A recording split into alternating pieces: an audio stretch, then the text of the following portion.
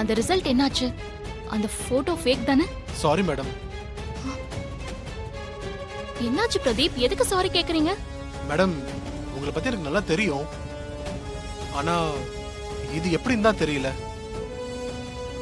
எங்கேயோ ஏதோ தப்பு நடந்திருக்கு மேடம். பிரதீப், ஆல்ரெடி நான் ரொம்ப டென்ஷன்லயும் குழப்பத்திலயும் இருக்கேன். ரிசல்ட் என்னன்னு சொல்லுங்க. நான் அனுப்பின போட்டோ ஃபேக் தானே? இல்ல மேடம், போட்டோ ஃபேக் இல்ல, ஒரிஜினல்.